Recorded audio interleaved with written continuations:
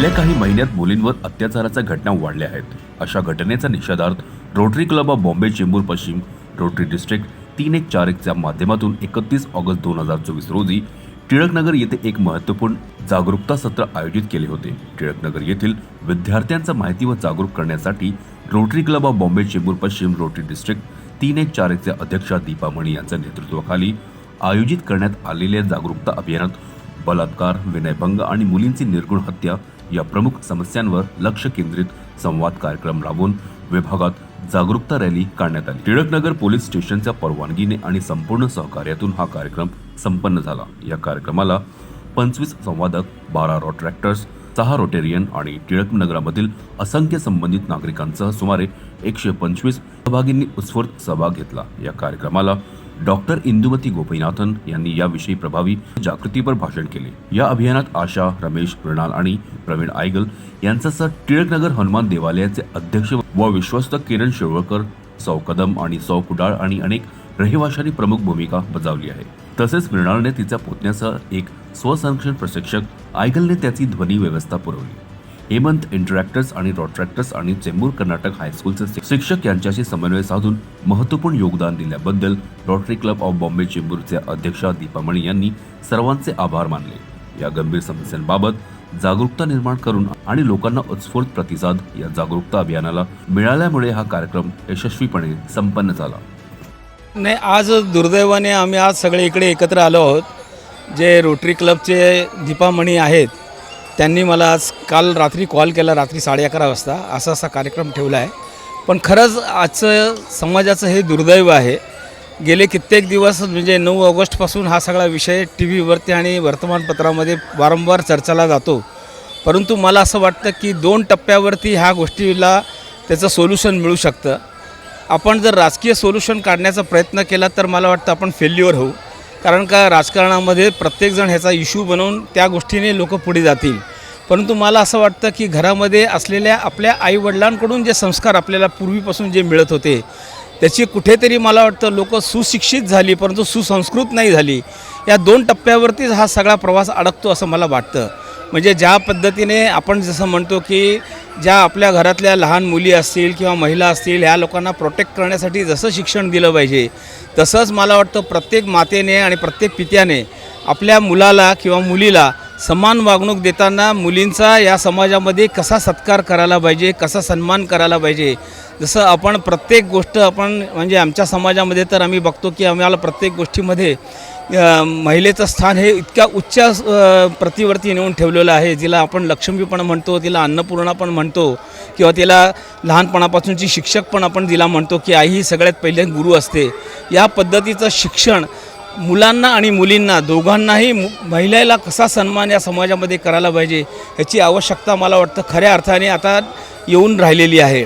कारण का मी बरेच वेळा बघतो वर्तमानपत्रातून आरोप प्रत्यारोप, प्रत्येक नेते एकमेकांचं राजकारण, कुरघुडीचं राजकारण ह्या गोष्टीमध्ये न पडता समाजाने सशक्त आणि कसं सुनियोजित आपण वागायला हवं किंवा आपण महिलेच्या प्रती किती सन्मानपूर्वक वागायला हवं याचं शिक्षण आपल्या घरातूनच द्यायला पाहिजे असं मला वाटतं. जास्त काही या विषयाला मी बोलू इच्छित नाही, फार कमी वेळ आहे. परंतु मला जे वाटलं, मला मनापासून जे वाटलं ते मी आज तुमच्यापुढे व्यक्त करत आहोत. धन्यवाद. जय हिंद, जय Maharashtra. It's really sad whatever is happening in our country.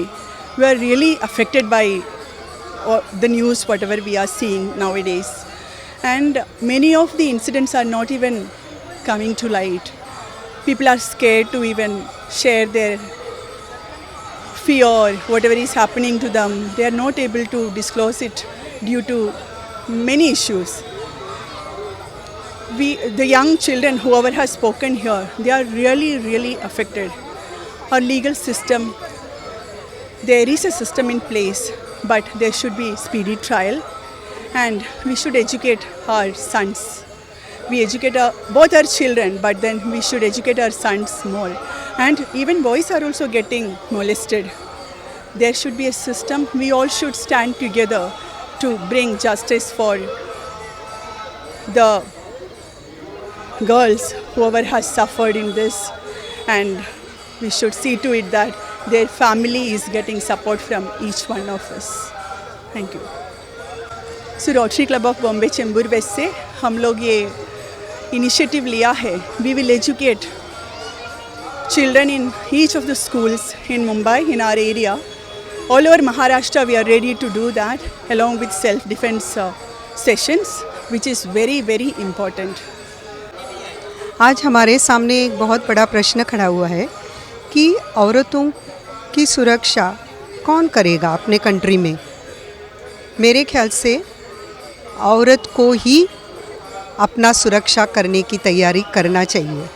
पीढ़ियों से गवर्नमेंट्स, पुलिस फोर्स ये सब तो चलता ही रहेगा, लेकिन औरतों को अब ये समझ लेना चाहिए फर्स्ट ऑफ ऑल कि हम खुद मेल्स के बराबर हो सकते हैं और हमारे लड़कियों को, बेटियों को और बेटों को ये समझाए पहले से कि हम इक्वल है. अभी आप देखेंगे एवरेज घर में खाना खाने के बाद प्लेट कौन उठाता है? लड़का नहीं उठाता है, लड़की उठाती है और ये माँ सिखाती है. यहाँ से शुरू होती है डिफ्रेंसिएशन. तो तब से लड़के को समझ में आता है कि हम सुपीरियर है और लेडीज़ इन्फीरियर है और गर्ल्स इन्फीरियर है. अगर घर में भी अगर घर की जो गृहिणी है उनकी तबीयत ठीक नहीं है तो हमेशा सोचे कि जाने दो, कुटुंब की देखभाल करना है मुझे, अभी उसमें लगी रहूँ, बाद में देखेगा. जब तक वो एकदम ज़्यादा ना हो वो अपनी तबीयत की भी ख्याल नहीं करती है. जब तक हम खुद को इम्पोर्टेंस नहीं देंगे तब तक औरत कैसे सुरक्षित रह सकती है. ये बहुत इम्पॉर्टेंट. और अभी फॉर एग्ज़ाम्पल आप देखिए हार्ट अटैक की जो प्रिवेलेंस है वो औरतों में और पुरुषों में 50 के बाद एक ही जैसा है, लेकिन फिर भी एंजियोप्लास्टी या बाईपास औरतों में कम और आदमियों में ज़्यादा होता है, क्योंकि वो पहले डॉक्टर के पास जाती है और उनकी औरत ही लेके जाती है उनको डॉक्टर के पास. वैसे ही किडनी ट्रांसप्लांट देखिए आप, डोनर्स में औरतों की क्रमांक ज़्यादा है और ज़्यादा पुरुषों पे ट्रांसप्लांट होती है. तो यहाँ से हम समझ सकते हैं कि अपने समाज में औरतों को अपने आप को नीचे लेवल पे रखने की आदत कितनी है. तो इसके लिए हमें सुधारना चाहिए, अपने बेटों को पहले से ही समझदारी से काम लेना चाहिए. Thank you. As a doctor जब मैं मेरी पोस्ट ग्रेजुएशन कर रही थी KEM हॉस्पिटल में, हमें तभी ऐसा कभी महसूस नहीं हुआ था कि हम लोग सुरक्षित नहीं हैं.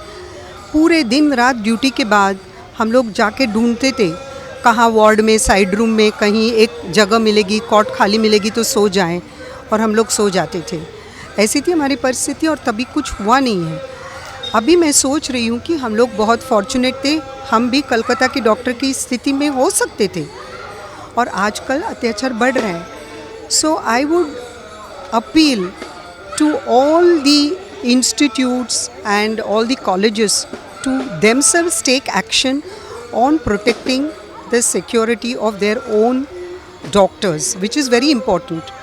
Let's not always wait for the government. Let us make our own internal arrangements and security arrangements for these doctors who are supposed to be noble and who are always supposed to be gentle and caring. But who cares for them? That is the question today.